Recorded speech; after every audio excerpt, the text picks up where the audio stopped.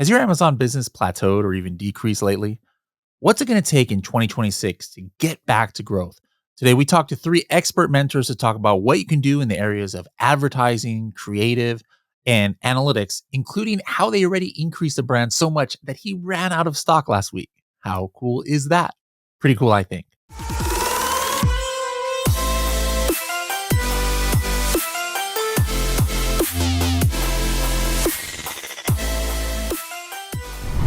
Hello, everybody, and welcome to another episode of the Serious Sellers Podcast by Helium 10. I'm your host, Bradley Sutton, and this is the show that is our Ask Me Anything and special training that we have with three expert guests. Today, we're going to be talking about some general strategies that'll apply to anybody, whatever level you're at, whatever part of the world you're in, about what it's going to take to win in 2026 and what existing brands out there can do to get out of the rut. Like those who have plateaued. How do you increase your sales? Well, we're going to talk about that because we're going to talk about exact strategies that these mentors have done for an existing brand that the overall goal is to increase next year the sales by 2x. But in the small amount of time that they've worked on this account, they have increased his sales so much. So at this time, I'm going to go ahead and invite our mentors up, and we're going to meet them one by one. And I'm going to be asking them questions about what we did with the series, about what the plans are for a brand. And remember, this is not just hypotheticals we're talking about. We have been showing you through a video series a real brand called In Motion Hemp that you can find on Amazon. One of their products still in stock. The main one is not in stock because, again, the sales increased so much, he ran out of stock. But we're going to talk about, hey, what are the steps that have to be taken for those of you who have decrease in sales, decrease in profitability, plateaued? Anybody out there like that? Does that describe any of you? Let me know in the comments. Those of you currently selling on Amazon and or TikTok Shop, maybe Walmart, maybe 2020, 2021, your sales were going like this, like the old Helium 10 logo. But then the last year or so, sales have either been going down or maybe plateaued. Does that apply to any of you out there who are listening live or listening or watching to this on the replay? If so, stick around because we're going to have some things that you can check out in order to help you. But who's going to be helping us with this? Let's go ahead and meet our mentors. First up, it's like the Brady Bunch. We've got Kamal. Why don't you go ahead and unmute yourself and introduce yourself? Hey, Bradley. Hey, everyone. Super excited to be here and great to meet the gang once again. Saw everybody at Helium 10 office for Scale Stories episode. But yes, my name is Kamal, founder and CEO of AMZ One Step. And what we do is we help Amazon brands with creatives, better CTR, CBR. That's pretty much our bread and butter. And that's exactly what we did with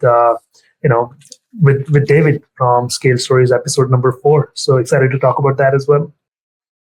Awesome. Welcome, Kamal. Vincenzo. Yeah, hello, Bradley. Pleasure to be here, and same, happy to see the team. So, brief introduction about myself. So, my name is Vincenzo Toscano, founder and CEO of Ecomsi. We are a full-service agency specialized in scaling brands on Amazon, and we do everything essentially under the sun when it comes to scaling brands on Amazon. So, PPC, DSP, listing optimization, brand creative, international expansion, specifically for Scale Stories. We specialize on the PPC side of things. There were a lot of things that we found for David and a lot of things that we're changing. And I'm very excited to discuss in more in depth how, people can leverage this, especially in 2026. Yeah. Awesome. And last, Jason. Hi, everyone. My name is Jason McClellan. I am one of the co-founders and chief strategy officer for Prime Team Agency. Like my fellows, full service agency. We specialize in Amazon, Walmart, TikTok, and social influencers. We've all been in the game for a long time. It was an absolute pleasure working on this project with David and his brand. We saw amazing results, amazing things still in the pipeline on it that he's working on, and that we continue to work on with him. So just looking forward to the discussion here. Always love to talk Amazon and talk shop. Awesome. All right.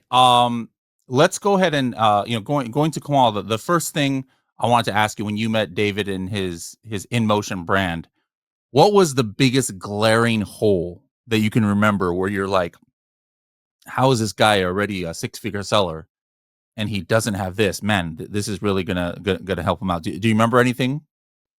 Yeah, there's a few things that stand out, from the conversation, because we worked on his listing even before the episode, if you remember. So the images that we saw, like, before the episode, uh, you know, I don't think he was using, like, any lifestyle images or infographic images, and he was not calling out his top pain points or the target audience, and also his unique formula. Like, I don't think it was mentioned in the images anywhere. So that was, like, one of the things that stood out, for me. I'm like, oh man, like, we need to change that. And when we did, he saw an increase in the conversion, like, right away. I think you posted that on LinkedIn as well. And the second thing which stood out, I think David, had no idea about the brand story, the storefront. I think those were not optimized at all, and he was not doing any, testing, on his creatives that he had. So these are the two things that really stood out for me, and I'm like, okay, these are the low hanging fruits that we're gonna have to focus on. And we've been running some experiments in the background already, and the results have been already, really, really good. You actually had the first look out of anybody here in this group on the brand. Your company, AMZ One Step, and got started with like just a phase one of the new images.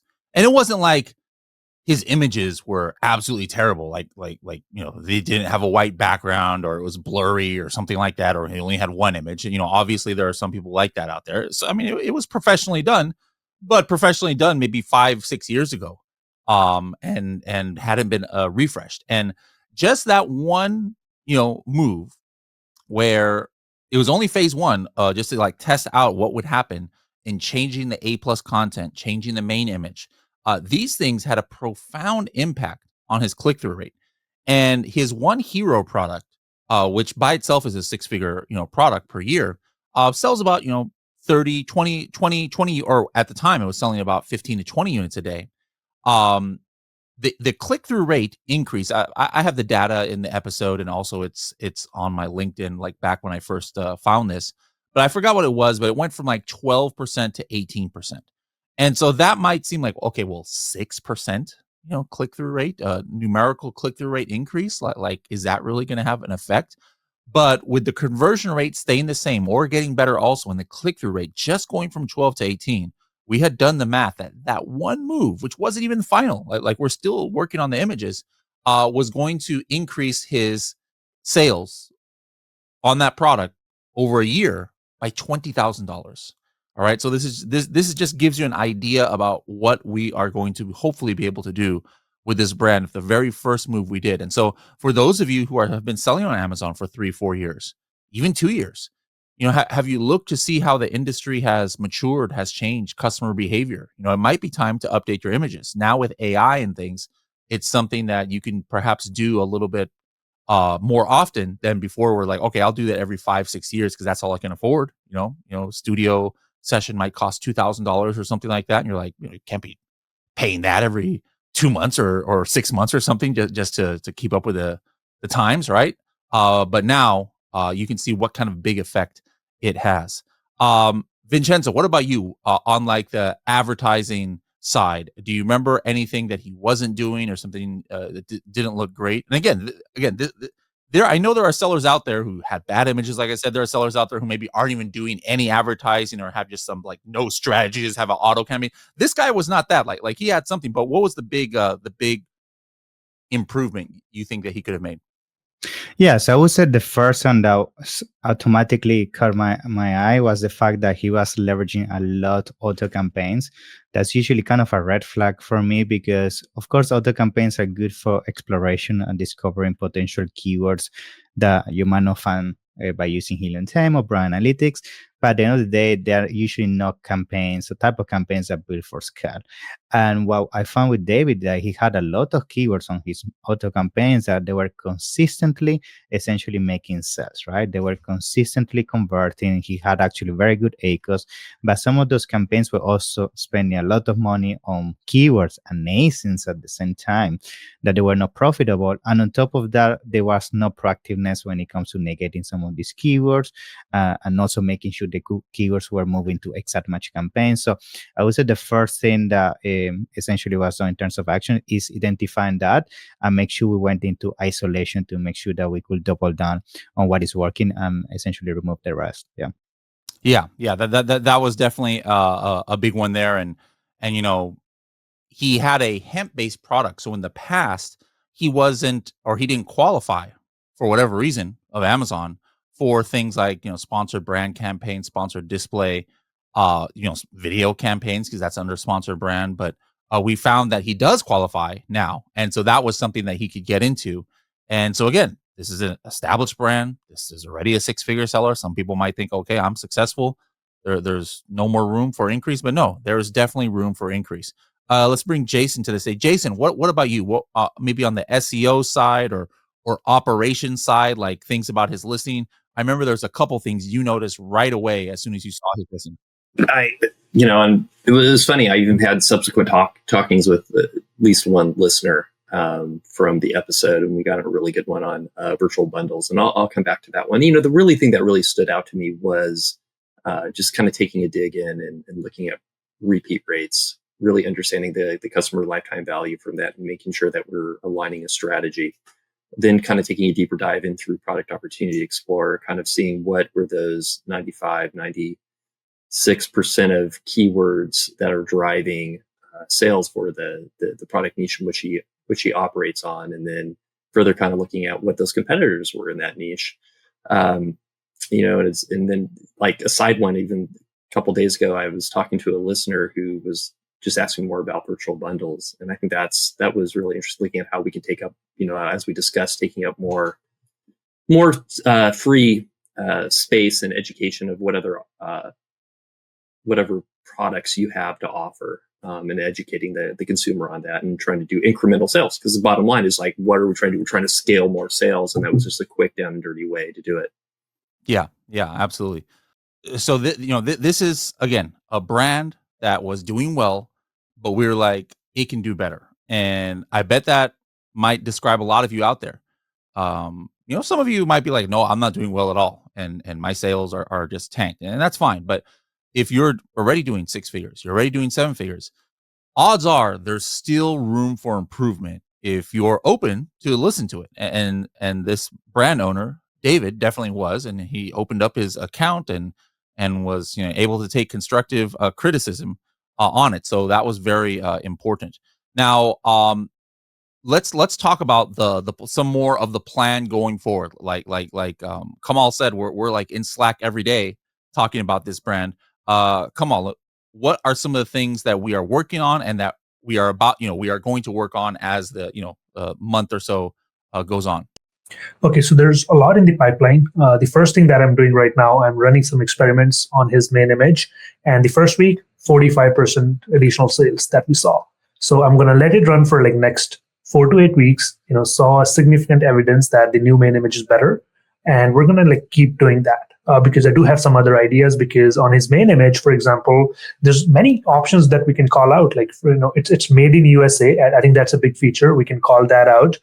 It has a dual functioning formula. We can call that out as well. We can talk about, fast pain relief. We can call that out. So we don't know which call out would be the most stickiest and which will have the highest click-through rate. So we're going to have to do 3 or 4 rounds of main image testing. That is one thing we're working on. A second thing I'm working on with Vincenzo very closely. He's got really, really good ideas for his advertising. So he gave me a bunch of keywords, and he's like, hey, Kamal, we need to create 5 or 6 different videos. These are the high search volume keywords, and each hook should be directly relevant to the keyword that people are searching for. For example, if somebody's searching for joint pain relief, the hook, the first couple of seconds or 3-5 seconds should be somebody applying the cream on the joint, right? So that's one thing we're working on, and obviously we are short on time. And a lot of those videos, those video ads that we're generating for David, they are very AI focused. So we're creating a lot of videos with AI. That's the second thing in the pipeline. Third thing, what we did is, we added a brand story to his store. Yes. And we were hoping for premium content, premium A+ content to be unlocked, because if you're brand story is applied to all the ASINs, and we duplicate the regular A plus content five different times, the premium A plus content gets unlocked. So I tried that; it did not work, and I'm suspecting that his brand story is not is not applied to all the ASINs. I don't have the full permissions for his account. I'm going to have to check back with David and redo that. So these are the three things that are in the pipeline, and once that is done, we're also going to optimize the secondary images. I think we did that a few months ago. I think we can still do a lot better. There's still some room. Even like 1 or 2% increase would be a huge when you look at the 12 months window. I speak with like so many Amazon sellers, when we do the experiments for them, like, hey, you saw additional $1,000 increase in 4 weeks, and they're like, oh man, they don't. I don't see the excitement. It's like, bro, like it's $1,000, but if you multiply that with 12, it's like a $12,000 extra revenue in a year. And when we're running the experiment, it's only live for 50% of the time. It's not live 100% of the time. So if you think about it, it could be $24,000 impact. So every small, improvement that we see, when you multiply with at least minimum 12 months, that's when you see the real impact. So these are the things that I have in pipeline for David, and working very closely with Vincenzo on the events. And you're actually going to before I say this, if I noticed a lot of people in the chat hadn't even heard of the scale story. So a lot of this stuff, guys, we actually show the brand, we show some of the steps step by step, both during the main episode and during our breakout episodes where we get into the weeds on it. So just go to YouTube right now to bookmark it. Don't watch it now. If you want to pause this, if you're watching this on a replay or something, but go to YouTube, type in Helium 10 scale stories. And this is episode 4 with David and In Motion. There's 4 episodes that we have brought out. Now, staying with you for a second, Kamal, you're actually going to be seeing it a lot throughout this series because you're helping some of our other contestants, I guess we can call it. And so another one of the episodes was a brand called Essential Candy. It's like this functional hard candy where you can, helps your digestion. There's one that helps you sleep and stuff. And you're showing them a blueprint of, they've got a lot of products. They're not like David. David has one hero product, and they've got about 12 products, and they're all similar packaging. So like, what's the main thing that you're doing there? We haven't filmed this part yet. We'll film a recap episode that'll go up later on the podcast. But what was the main thing, your main like attack on that project? I think that listing had like, anything we could do like was going to improve his sales, because most of his images, they were like, we didn't have infographics. The main image wasn't optimized. The lifestyle images were not optimized. So we started with the image stack first. So what we did again, like we normally do, created 3 or 4 different types of main images. I had a different call outs, and I'm working with Leo, who's the mentor from episode number 3. So we're talking about, like some Rufus optimization as well. How can we generate images which are also Rufus and Cosmos optimized? So we're adding some main keywords there in the main images. Like, we're handling those objections very strategic way. But obviously, Black Friday is coming. We don't have that much time, but we're going to push the standard images. Like, they're still a lot better than his previous ones. But once the Black Friday is done, Leo and me, we're going to focus on, having that copy dialed in so that we can also track, in the Rufus, see if it stands out or not, if the product does get recommended in the Rufus questions or not. So that listing was, when I first saw that, I was like, okay, man, I need to be in the episode number 3 because I saw this huge potential. Then I found out that, no, I'm in the episode number 4. But their listing, I think, I'm looking at easily double, triple revenue just from optimizing their listings. Yeah, and with Dean, I think he's very particular about having what he wants to show in his images. Like, hey, Kamal, I think this is against my brand guidelines. I think, Kamal, I think we should avoid this type of text, but which we totally respect that. Yeah. But if we could like test out like all those strategies, having those words and the way we want to change the product packaging, because the main image is the prime real estate. It's the entrance, to your mansion. So why not, just decorate that a little bit? We could show some, like I said, they're also made in the USA. They have organic ingredients. There's so many. We could do like 3D rendering packaging. So there's a lot of stuff we can do. So we're working on Dean with that too. So I think no matter which listing you have, whether your listing is optimized or you're starting out with one image, there's always a room to grow. Because you're spending like tens of thousands of dollars on ads every single month, and you better be testing your creatives in at least once every 6 months. Yeah, yeah. And we're doing another one. We're not going to talk about it now because we haven't even started this, but the original Scale Stories was called Project X, and there was something called a coffin shelf. And we're kind of like relaunching that with a new listing and a brand new makeup coffin shelf. Believe it or not, there's a big market for that. And Kamal's going to be working on some images there. So we're going to show you how to start from scratch on a listing. Vincenzo, when somebody like David has never done sponsored brand video, sponsored display ads, the kind of things you need brand registry for. And this question applies to what we're literally in the process of doing with David. How do they approach it? Is it just a matter of, hey, let me look what ASINs we're converting in auto campaigns, in product targeting campaigns, move those to display campaigns? What words we're creating or we're converting for keyword campaigns, move those to like sponsored brand? Is that as easy as it is, or there's a little bit more that you need to do when you get started? Yeah, so I would say the first thing you have to understand is before you launch anything with sponsored brands and sponsored display, you have to validate first of all which are the keywords and the ASINs you are converting into, right? And this is a mistake I see a lot of people doing. They might launch the PPC campaigns and they try to play with all the different tools that Amazon gives you when it comes to advertising. But the reality is that each of them have a different function throughout the whole lifetime of a product, right? So the thing that I usually recommend, start with sponsored products and give it at least 1 to 2 months to validate which are the keywords that you're converting the most, and also the ASIN, in this case, the competitors where you're converting the most. And once you validate that, that's where I'm going to proceed into launching sponsored brands, because not only by then you're going to have a pretty good understanding of which are the keywords and the competitors you should be advertising on, but more importantly, you're going to understand what the content specifically on sponsored brand, which is heavily reliant on content, has to essentially convey through the communication of what you put on the image to convert that into a sale. That's why I've been working with Kamal to essentially reverse engineer that, because by now we have a lot of data on the reviews. We have also a lot of data on the campaigns in terms of which are the keywords people are typing in the search bar.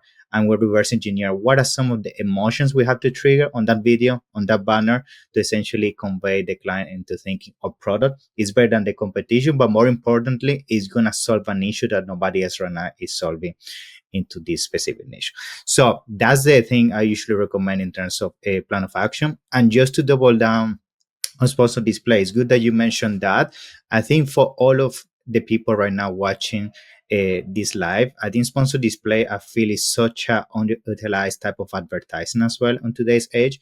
Because if you have a product like David, that is a product that you buy on a recurring basis, like on a monthly basis or every 2 weeks and so on, sponsored display can be your best friend when it comes to that. I actually was amazed to see when I was reviewing his account that he has zero retargeting when it comes to advertising.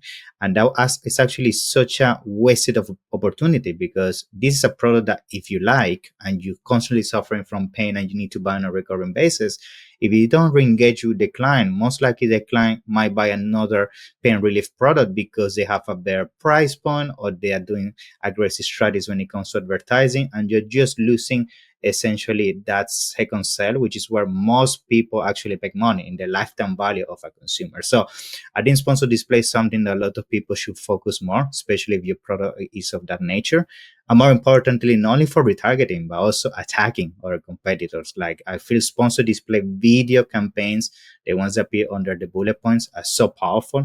If you do an amazing video that click in 3 seconds why your product is better, we're stealing so much traffic from our competitors with those kind of campaigns. So I think it's that, like, spend some time, validate your keywords, understand the pain points, use those pain points into content, and use the content to essentially exploit the loopholes that your competition is not leveraging when it comes to advertising. Yeah. Keeping with you, Vincenzo, something brand new from Unbox recently, obviously, is a new form of advertising, sponsored product video. Have you started working with it all? If with it at all? And what is going to be your strategy there for this? Is new to everybody. It's not just new. I mean, David's obviously never done it, but it's new to the whole entire world. what's going to be your strategy? We don't know what's going to work, what's not going to work, but how are you going to tackle this? Yeah, it's very early to really say what's going to happen with those type of ads because just to mention, it was pretty much released 1 to 2 weeks ago, so we're still experimenting. But that's a clear signal where Amazon is headed in terms of the type of advertising. They're putting a lot of emphasis on giving more placements when it comes to video. I think this is because they clearly are seeing how people is converting better when it comes to video if you do a good piece of content. But more importantly, if you see the whole agenda of even Unbox, you see how Amazon is also heading to the direction of shifting from keyword-based advertising to essentially audience-based advertising, which is what Amazon Marketing Cloud is being all about. So I think seeing new releases from Amazon such as this is just something that people should start using as an indicator that you need to understand your audience better than ever now. Because if you don't understand your audience in the first place, how are you going to maximize these video placements? Because those videos are going to be generic. They're not going to convey the emotion that you need to convey. More importantly, you're going to burn your money on advertising. So I would say now is the time.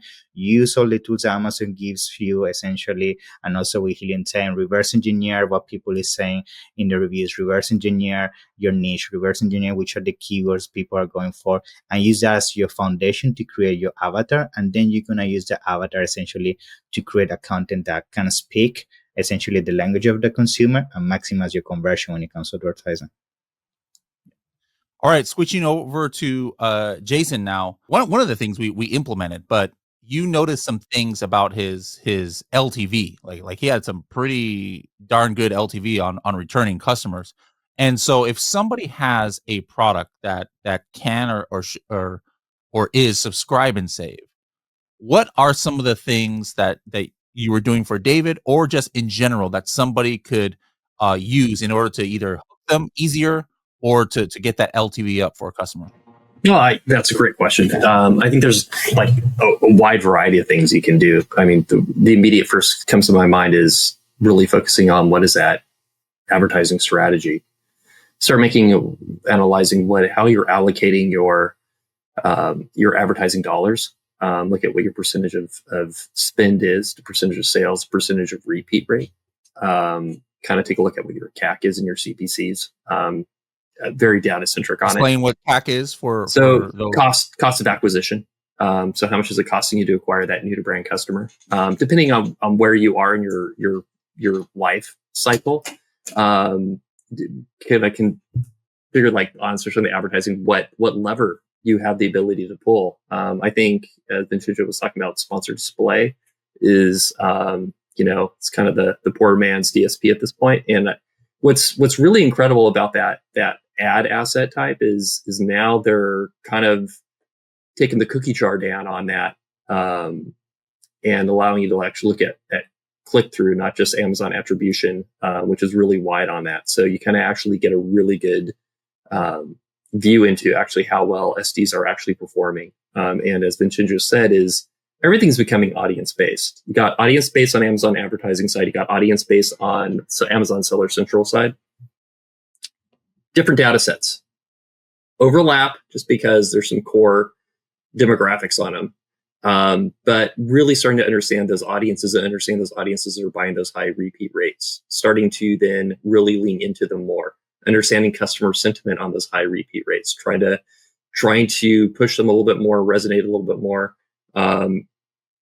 Especially like in Motions, David's brand is like, how do you get broader reach, more customers? There's some simple things you can do. You want to definitely be outside the Amazon system, and Amazon Creator Connections is like immediate, easy pull. Still takes a lot of work, but the easiest to scale, gets broader reach, educates more. And as Amazon continues to develop that platform, it's been evolving. I just look at how far it's come in the last, it's been around 4 years, I think, and how far it's evolved from there. And you can get really great Amazon attribution on it. And that's kind of the key. If you're trying to push off Amazon, like how do you judge that Amazon attribution? And you can specifically be targeting those products that you have a higher repeat rate. If you're going to have a higher repeat rate, you're pushing them statistically of a higher statistical chance that consumer is going to come back. He's going to purchase it. Going to probably also push it into subscribe and save. So also start using subscribe and save messaging. You can use subscribe and save messaging in compliant, low key terms on your brand store, in your A+ content.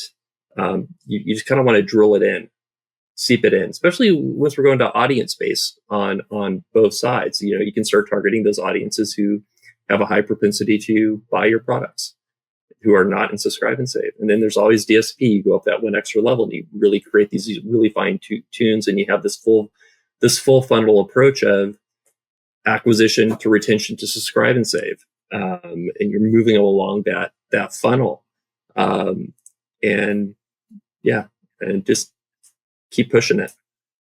Yeah. There's, and again, David had subscribe and save. Yeah. So it's not like, he was just completely noob about it. There's definitely some things he was pretty newbie about. You saw some of those quotes from the like some of the TikTok videos we had where he's like, what's a brand story? Or I didn't even know I had a storefront and things like that. But he was doing subscribe and save. But then, Jason found that he didn't have a coupon for like an incentive to get into subscribe. So no matter, even if you're doing a lot of the basics, there's probably something you can tweak.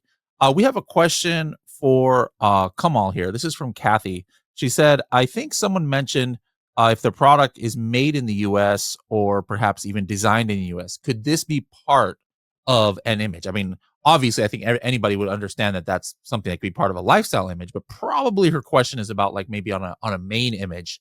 So like actually, David's product is made in the USA. What am I saying? David's product, Essential Candy, we just happen to have two different people who had products made in USA. What can and cannot be done on the main image?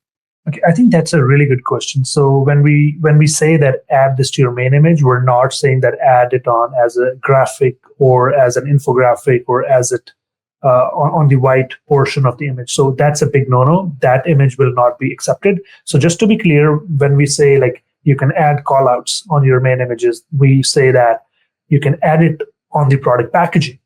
And we don't say that just Photoshop the text on the packaging. We're like, take the actual AI file of your packaging and actually embed made in the USA on that file so that it looks very real, and the bots cannot really catch it. So any changes that you're doing on the product packaging should actually be done in the actual Photoshop file. That's like a really good, that's like a Amazon proof way of getting this passed through the suppression test. That's one way. Or you can also use some sort of like hang tags and make sure those hang tags, they're looking like actual tags. They're not floating or they're not blending in with the white background. So, or you can just engrave it in somewhere. You can just maybe use something, maybe a prop on the side of the product, and engrave or embed something on the prop. So you have to be very smart about when you're adding the callouts on the product. You don't want to mess with the product itself. So you try to find out what are the other areas that I have to play around where I can add these callouts in the main images. So absolutely don't put anything on the white background. Make sure they don't look like it's floating, on the image, or otherwise your image will not be accepted. Yeah. Hey, can I add something in here? Something Sure. we found on throw it to Kamal is like, if you see such a great increase in conversion rate, like what are your thoughts of then changing your packaging to fully incorporate that?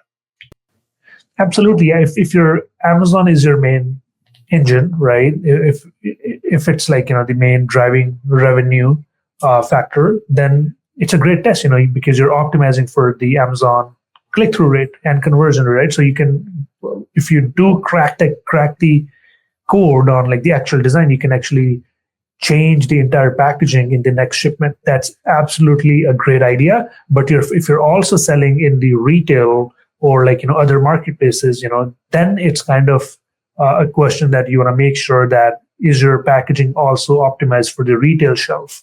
Is your product packaging also optimized for like other platforms? So that's where you have to kind of think about it. But otherwise, if Amazon is your main channel, this is a great testing, playground where you can just test a lot of ideas, find a winning package design, and then then go ahead with that. If I always give the example of RX bar. Have you seen that product packaging? Like it says 2 cashews, 2 eggs, 5 nuts, and no BS, right? So that I think that it's like perfectly optimized for Amazon, and this is something you're absolutely right. If Amazon is your main engine, feel free to do that. Yeah, and the reason I brought that up, I just want to tee it up for you, is like when I was running the VitaCup brand, before going to the agency side, I can't tell you how many times we tested out new concepts of packaging on Amazon, got conversion, made changes to packaging. Even on some of them, and I think it's a great point on shelf space, digital versus retail, how everything's going to be, because we were running both in traditional retail, brick and mortar, and on Amazon. But actually, how many some of the learnings we were able to take and then actually make it to our retail versions of packaging that we were able to do as well. I think to add on that as well, just as a side note, like we even reaching the point when it comes to packaging that we are also making the packaging Rufus proof.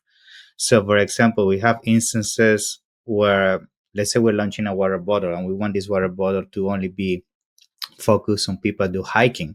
Then we make sure on the front side of the packaging, like you can see from an element perspective, either a mountain, somebody hiking, and everything, because now Rufus pick that up with the processing on the image. And we have seen that also helping us when it comes to essential recommendation. We're now doing some case studies looking to publish around this. But yeah, so that's something to keep in mind, especially because the main image is such a big contributor when it comes to that. Like use that real estate not only for conversion, which of course should be in terms of using bright colors and drive the click-to rate, but how you use that space on the packaging to put an image or an element that Roof is going to pick it up and relay your product to a niche that you want to be highlighted for. Well, I think that's just important overall. Like that's customer sentiment, which is so hard. Like you want to get to like what is driving that consumer's wants, needs, and desires. How's it resonating with them? Why are they wanting to engage with your product over other products? And we did talk about this, and I forgot to bring this up. We did talk about this in Motion, and that especially is like so key when designing not just the hero image, but also carrying that story. Because what we're doing is like you're always working on borrowed time, as I like to put. Is like I'm always begging the consumer for 5 more seconds of their time, because time is precious. And so it's storytelling to why this product, from the hero image to the secondary images to the A+ content, like why they want to engage, because it's going to solve something, or it's the fit for their need. And sometimes where you can really start getting into the customer sentiment is like really understanding like behind all of their reoccurring reviews and sentiment, like what is they really trying to drive at? Saving time, taste, convenience, just working as it is promised on the listing. I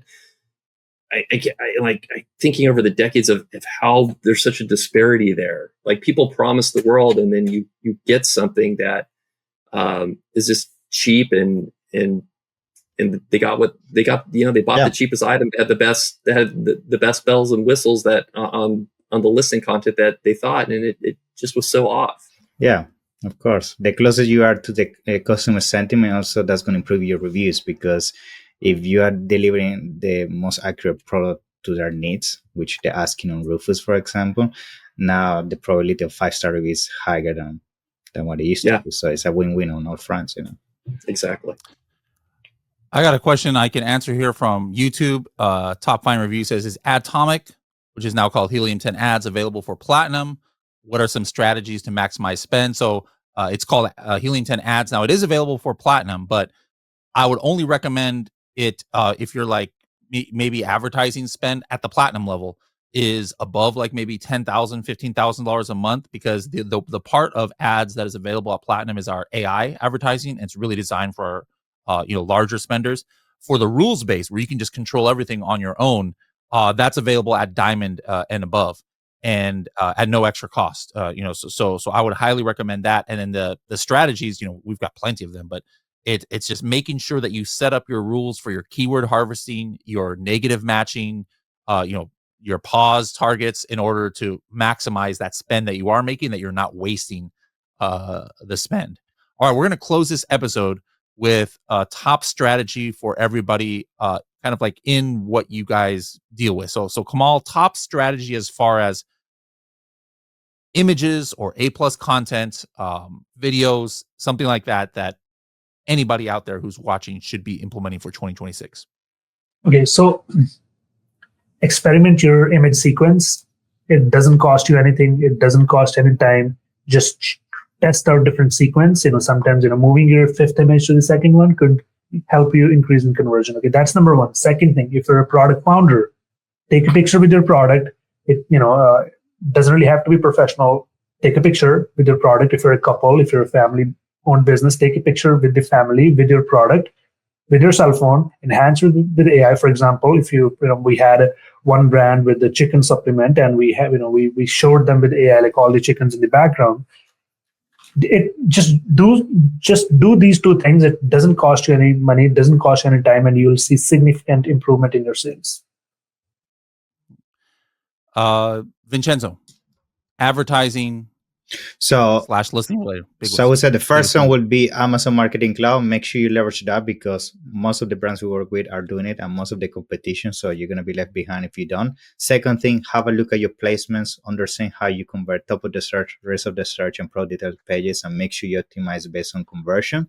And the third thing that I would say is also very, very important, especially in Q4. Make sure you have defense strategies for your brand. That means defending your branded terms, defending your agency if you have multiple ones cross-sell each other, and make sure you don't leave the back door open. So, because if you're already bringing so much traffic into your listing, most likely if you're not defending under the buy box, under the bullet points, top of the images, at the bottom, you're going to lose that traffic. So those are some of the main 3 strategies I would say people should leverage to maximize PPC. Jason? I would say, I'm going to go back to Product Opportunity Explorer. It's like, it's the free tool everyone can use to do a quick double check. Find your product niche that your product or products exist in. Look at how much click share you have, how you're weighing against. Look at the keywords you need to be targeting. Figure out, you can pull into Helium 10, do it all the time. Love doing it with Cerebro. How you're ranking against those keywords, both from a organic and a sponsored. And then also look at customer sentiment, the reviews, like how, and address them in your content. And if you have high enough velocity on your own, you can run through Product Opportunity Explorer your own product and look at the negative reviews and seeing what people don't like and address them. When we were running VitaCup, we did some great product improvement on taste profile, and one of them I can remember that by reading the reviews.